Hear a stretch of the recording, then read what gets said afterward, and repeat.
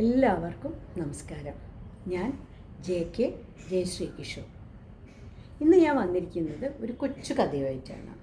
അതെന്താണെന്ന് വെച്ചാൽ എല്ലാവരും മിക്കവരും എൻ്റെ അടുത്ത് ചോദിക്കാറുണ്ട്, ഭക്തയാണോ എന്നുള്ളൊരു ചോദ്യം. അപ്പോൾ ഞാനും പറയാറുണ്ട്, വളരെ അഭിമാനത്തോടെ ഞാൻ പറയും, പിന്നെ ഞാൻ ഭയങ്കര ഭക്തയാണ്. കാരണം എന്താ വെച്ചാൽ ഞാൻ രാവിലെയും സന്ധ്യയ്ക്കും ഒക്കെ വിളക്ക് കത്തിക്കും, ഞാൻ ലളിതാ സഹസ്രനാമം വായിക്കും, ഞാൻ എന്താ പറയുക, വേദാന്തങ്ങൾ കേൾക്കാൻ പോകും, ഓരോരോ ഗീതാജ്ഞാന യജ്ഞങ്ങൾ കേൾക്കാൻ പോകും. അപ്പോൾ ഞാൻ ഭക്തയാണല്ലോ അല്ലേ? അപ്പോൾ അങ്ങനൊരു അടിസ്ഥാനത്തിൽ ഞാൻ പറയും അതെ ഭക്തയാണ്.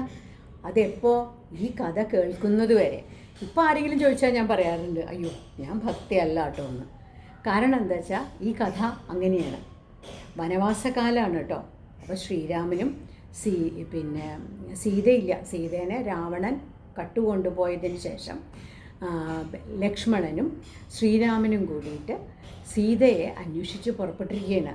അപ്പോൾ സഹായത്തിന് ആരാളേ? നമ്മുടെ ഹനുമാൻ കൂടെയുണ്ട്, പിന്നെ വാനരപ്പടകൾ എല്ലാവരും ഉണ്ട്. അങ്ങനെ എല്ലാവരും കൂടി യാത്രയാണ്. അങ്ങനെ പോയപ്പോൾ ഒരു വനത്തിലെത്തി. ഭയങ്കര അന്ധകാരം നിറഞ്ഞ ഒരു വനം. ആ വനത്തിലെത്തിയപ്പോൾ ആ വനത്തിലേക്ക് കടക്കാൻ ഈ വൃക്ഷങ്ങളൊന്നും തന്നെ സമ്മതിക്കുന്നില്ല. എല്ലാ വൃക്ഷങ്ങളും അപ്പുറത്തും ഇപ്പുറത്തും നിൽക്കുന്ന വൃക്ഷങ്ങൾ കൂട്ടുപിണഞ്ഞിട്ട് ഇവരെ അങ്ങോട്ട് കടക്കാൻ സമ്മതിക്കുന്നില്ല. ഇത് കണ്ടപ്പോൾ ഹനുമാന് ഭയങ്കര ദേഷ്യം വന്നു. ഹനുമാൻ പറഞ്ഞു, അതെന്താ അത്, ഇവരാരും ഞങ്ങളെ അങ്ങോട്ട് കടക്കാൻ സമ്മതിക്കാത്തത്? അപ്പോൾ പറഞ്ഞു, വനദേവതയെ സൂക്ഷിച്ചോ, ഞങ്ങൾ ഈ വനം നശിപ്പിക്കാൻ പോവുകയാണ്. എൻ്റെ ശക്തി നിനക്കറിയാലോ, എൻ്റെ ശക്തിയുടെ മുമ്പിൽ നിനക്ക് ആർക്കും പിടിച്ചു നിൽക്കാൻ പറ്റില്ല. അതുകൊണ്ട് ഞാനിതാ ഈ വനം നശിപ്പിക്കാൻ പോകണമെന്ന് പറഞ്ഞു. നശിപ്പിക്കാൻ പോകണമെന്ന് പറഞ്ഞിട്ട് അങ്ങോട്ട് ഹനുമാൻ ചാടാൻ പുറപ്പെട്ടപ്പോൾ വനദേവത പ്രത്യക്ഷപ്പെട്ടിട്ട് പറഞ്ഞു, അയ്യോ വനം നശിപ്പിക്കരുത്, ഞങ്ങൾക്ക് ഒരു കാര്യമുണ്ട്, ഞങ്ങളുടെ ഒരു ആഗ്രഹമുണ്ട്, ആ ആഗ്രഹം സാധിപ്പിച്ചു തന്നാൽ മതി, വേറെ ഒന്നും വേണ്ട. അപ്പോൾ ഹനുമാൻ ചോദിച്ചു, എന്താണാവോ ആഗ്രഹം, പറയൂ, ആഗ്രഹം എന്താണെന്ന് പറയൂ. അപ്പോൾ പറഞ്ഞു, ഞങ്ങൾക്ക് ശ്രീരാമനെ ഒന്ന് കാണണം, അതാണ് ആഗ്രഹം. അപ്പോൾ ഇത് കേട്ടപ്പോൾ ഹനുമാൻ പറഞ്ഞു, ഇത് വളരെ നിസ്സാരമായ ആഗ്രഹമാണല്ലോ. കാരണം എന്താ, ഈ പടയുടെയൊക്കെ പുറകിലായിട്ട് ലക്ഷ്മണനും ശ്രീരാമനും നിൽക്കുന്നുണ്ട്. അപ്പോൾ പിന്നെ വിഷമമില്ല. അപ്പോൾ പറഞ്ഞു, വനദേവതയോട് വരൂ, ഞാൻ കാണിച്ചു തരാം. അങ്ങനെ വനദേവതയെ കൂട്ടി ഇവിടെ വന്നു. ഇവിടെ വന്നിട്ട് വനദേവതയ്ക്ക് കാണിച്ചു കൊടുത്തതാ ഈ നിൽക്കുന്നതാണ് ശ്രീരാമൻ. ഉടനെ വനദേവത തൊഴുതുകൊണ്ട് ശ്രീരാമനോട് പറഞ്ഞു, പ്രഭോ, എനിക്കൊരു ആഗ്രഹമുണ്ട്. എന്താണെന്ന് വെച്ചാൽ ഒരു ഭക്തൻ്റെ കണ്ണുകളിലൂടെ എനിക്ക് അങ്ങയെ കാണണം, അതാണ് എൻ്റെ ആഗ്രഹം. ഉടനെ തന്നെ ശ്രീരാമൻ പറഞ്ഞു, അതിനെന്താ, എനിക്ക് എന്നെ സംബന്ധിച്ചിടത്തോളം എൻ്റെ അറിവിൽ ഹനുമാനാണ് എൻ്റെ ഏറ്റവും വലിയ ഭക്തൻ.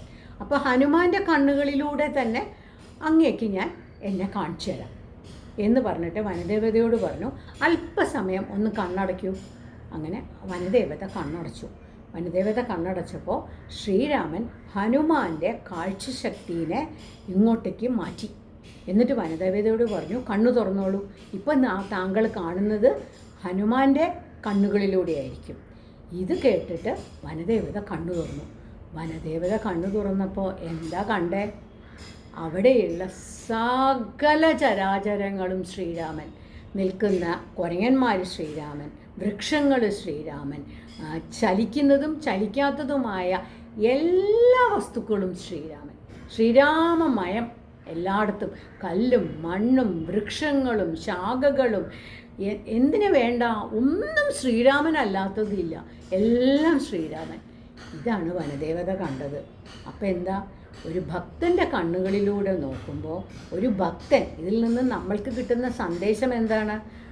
ഒരു ഭക്തൻ എല്ലാത്തിനെയും ഭഗവാനായിട്ട് കാണണം. ഭഗവാനല്ലാതെ ഇവിടെ വേറൊന്നും അവശേഷിക്കുന്നില്ല, ഭഗവാൻ മാത്രമേ അവശേഷിക്കുന്നുള്ളൂ. എല്ലാത്തിലും നിറഞ്ഞു നിൽക്കുന്നതല്ല ഭഗവാൻ, ഭഗവാനിൽ നിറഞ്ഞതാണ് എല്ലാം. ഈ ഒരു സത്യം വനദേവതയ്ക്ക് മനസ്സിലാവുകയാണ്.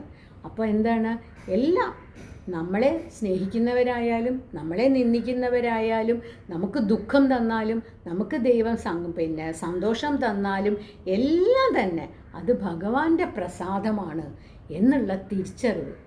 ആ തിരിച്ചറിവാണ് നമ്മളെ ഒരു ഭക്തൻ എന്നുള്ള നിലയ്ക്ക് അറിയപ്പെടേണ്ടത്.